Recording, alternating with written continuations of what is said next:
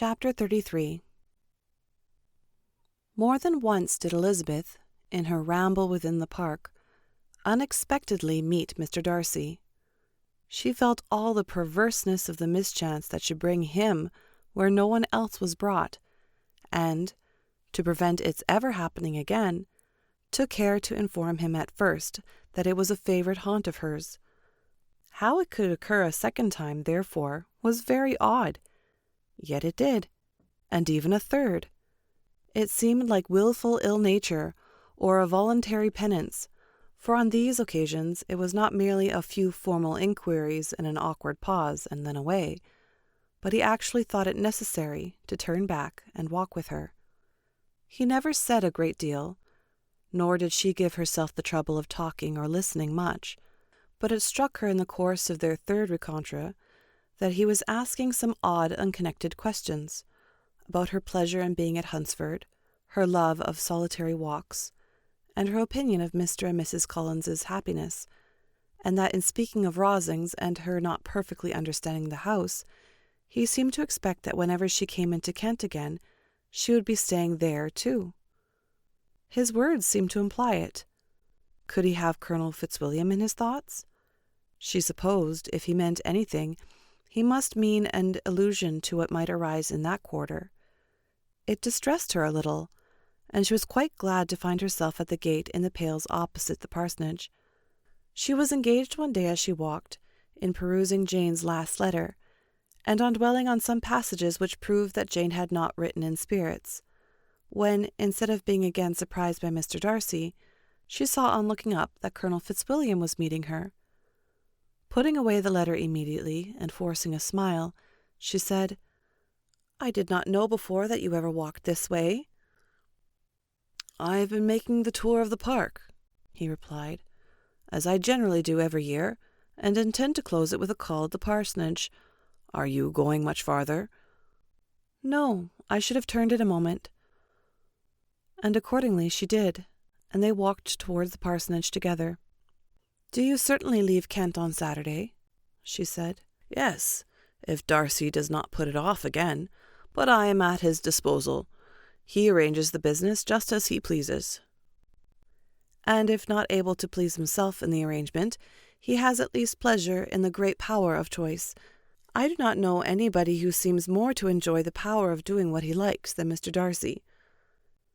"He likes to have his own way very well," replied Colonel Fitzwilliam, "but so we all do. It is only that he has better means of having it than many others, because he is rich, and many others are poor. I speak feelingly. A younger son, you know, must be inured to self-denial and dependence." "In my opinion, the younger son of an earl can know very little of either. Now, seriously, what have you ever known of self-denial and dependence? When have you been prevented by want of money from going wherever you chose, or procuring anything you had a fancy for?" "These are home questions, and perhaps I cannot say that I have experienced many hardships of that nature, but in matters of greater weight I may suffer from want of money. Younger sons cannot marry where they like." "Unless where they like women of fortune, which I think they very often do." "Our habits of expense make us too dependent, and there are too many in my rank of life who can afford to marry without some attention to money." "Is this," thought Elizabeth, "meant for me?" And she coloured at the idea, but, recovering herself, said in a lively tone, "And pray, what is the usual price of an earl's younger son? Unless the elder brother is very sickly, I suppose you would not ask above 50,000 pounds. He answered her in the same style, and the subject was dropped. To interrupt a silence which might make him fancy her affected with what had passed, she soon afterwards said, "I imagine your cousin brought you down with him chiefly for the sake of having someone at his disposal. I wonder he does not marry, to secure a lasting convenience of that kind. But perhaps his sister does as well for the present, and as she is under his sole care, he may do what he likes with her." "No," said Colonel Fitzwilliam, "that is an advantage which he must divide with me. I am joined with him in the guardianship of Miss Darcy." "Are you indeed? And pray what sort of guardians do you make? Does your charge give you much trouble? Young ladies of her age are sometimes a little difficult to manage, and if she has the true Darcy spirit, she may like to have her own way." As she spoke, she observed him looking at her earnestly, and the manner in which he immediately asked her why she supposed Miss Darcy likely to give them any uneasiness convinced her that she had somehow or other got pretty near the truth. She directly replied, "You need not be frightened. I never heard any harm of her, and I dare say she is one of the most tractable creatures in the world. She is a very great favourite with some ladies of my acquaintance, Mrs. Hurst and Miss Bingley. I think I have heard you say that you know them." "I know them a little. Their brother is a pleasant, gentlemanlike man. He is a great friend of Darcy's."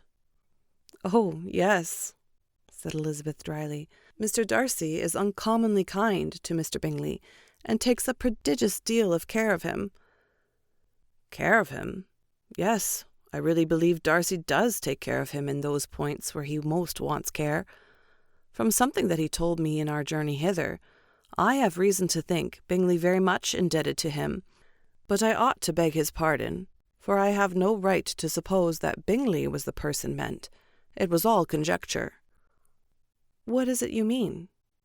"It is a circumstance which Darcy could not wish to be generally known, because if it were to get round to the lady's family, it would be an unpleasant thing."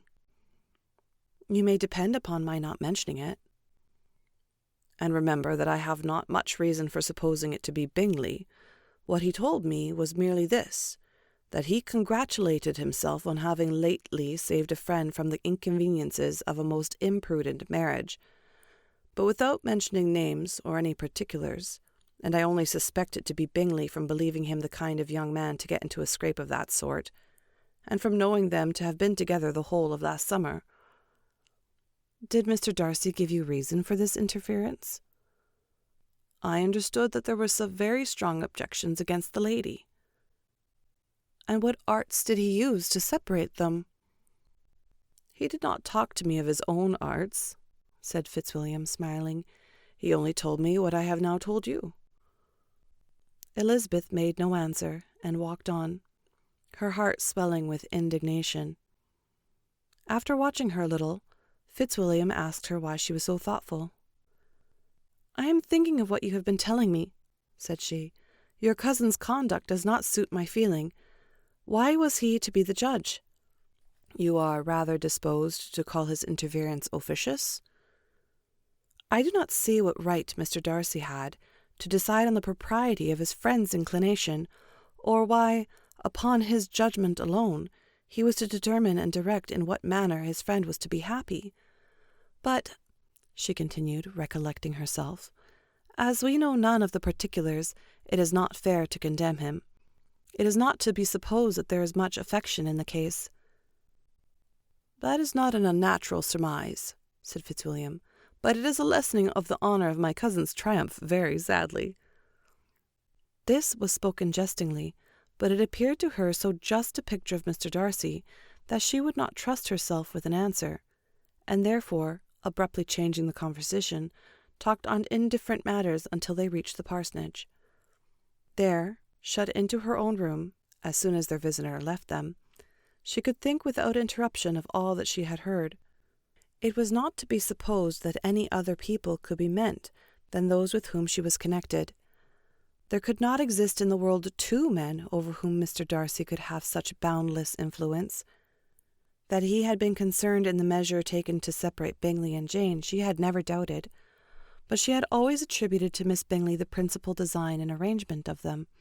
If his own vanity, however, did not mislead him, he was the cause, his pride and caprice were the cause of all that Jane had suffered, and still continued to suffer. He had ruined for a while every hope of happiness for the most affectionate, generous heart in the world, and no one could say how lasting an evil he might have inflicted. "There were some very strong objections against the lady," were Colonel Fitzwilliam's words, and those strong objections probably were, her having one uncle who was a country attorney, and another who was in business in London. "To Jane herself," she exclaimed, "there could be no possibility of an objection. all loveliness and goodness as she is, her understanding excellent, her mind improved, and her manners captivating. Neither could anything be urged against my father, who, though with some peculiarities, has abilities Mr. Darcy himself need not disdain, and respectability which he will probably never reach." When she thought of her mother, her confidence gave way a little, but she would not allow that any objections there had material weight with Mr. Darcy, whose pride, she was convinced, would receive a deeper wound from the want of importance in his friends' connections than from their want of sense, and she was quite decided, at last, that he had been partly governed by this worst kind of pride, and partly by the wish of retaining Mr. Bingley for his sister. The agitation and tears which the subject occasioned brought on a headache, and it grew so much worse towards the evening that, added to her unwillingness to see Mr. Darcy, it determined her not to attend her cousins to Rosings, where they were engaged to drink tea. Mrs. Collins, seeing that she was really unwell, did not press her to go, and as much as possible prevented her husband from pressing her.